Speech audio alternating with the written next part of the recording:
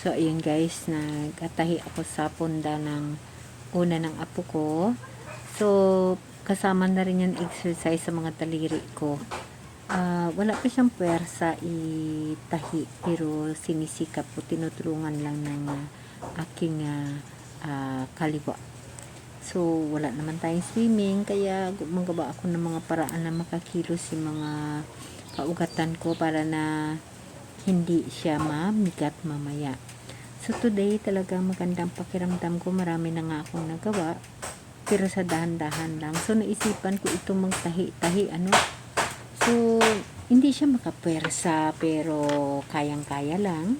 Magawaan ko rin ng paraan para makakilos-kilos siya. So, after ko nito, upload ng video ko na ito, kakain tayo ng lunch natin. So, mayroon ditong ulam na, alam niyo ba yung ng saging? Basta yung saging, yung ubod, and then munggo, at saka may kaunting baboy. So, titikim ako niyan. Kunti lang. Pero pakiramdaman ko muna, tikman ko muna ng kunti bago ko ituloy ng kain. Kung okay ba sa akin, kung hindi matrigger yung allergy ko. At saka ko damihan ng kain. Pero may naka-ready naman ako na ulam. Mayroon naman akong diyang rice, and then mayroon naman akong saging, at saka yung sardinas. Mabuti pa nga guys yung sardinas. Okay lang sa akin, hindi ho ako namamaga at hindi ho ako nangangati.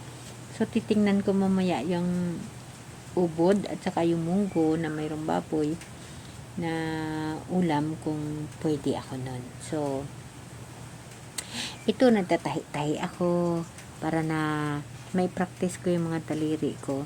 Hindi mabigat yung katawan ko, pero yun lang, medyo nakapanghina kasi hindi ka naka-swimming, walang exercise. Pero sinisikap ko lang na dito lang sa bahay makakimbot-kimbot, maka-exercise at makakilos-kilos tayo para na malabanan natin yung tinatawag na pag-cram ng mga ugat. Kasi ganun ho ako guys, pag hindi ho ako magkilos-kilos at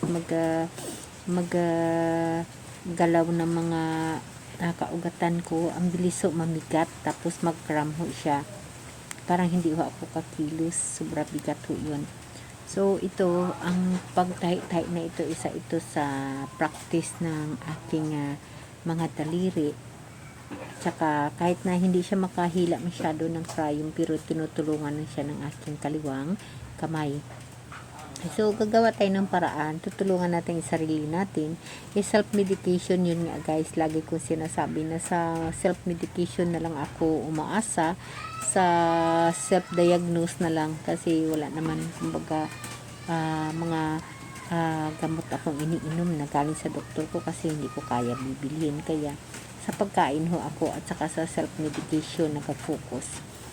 So, ganun lang guys, kailangan na natin tulungan ng sarili natin pag mayroon tayong mga karamdaman. Kasi pag iasa natin sa gamot, mabuti lang kung mapira tayo, kaya mabili natin ang gamot, di ba? Kasi ito sa guys, yung isang kamay ko, kung dito sa amin, yung parang pingkaw, alam niyo ba yun, parang pingkaw siya, yan. Kasi may pilay ho, yan, yun. Yun ho, yung tinatawag sa mga video ko na parang naghalo-halo, na komplikado na yung sakit ko mula sa stroke, sa pilay, and then sa autoimmune disorder ko. So, ganyan ang status na nilalabanan natin, ang sakit natin in actual. Ang ginagawa ko, self-medication lamang, self-diagnose sa pag-search. Isa ho yan sa nakatulong sa akin. So, nandito na yun ang galing sa chart, simba sila, so, dito na sila. So, ganun guys, abangan yung iba natin ng mga update. For now, masaya ako kasi hindi ho ako namimigat, kag okay lang ho. Kunting galaw, ito, nagtatahi-tahi tayo. Okay guys, maraming salamat sa inyo.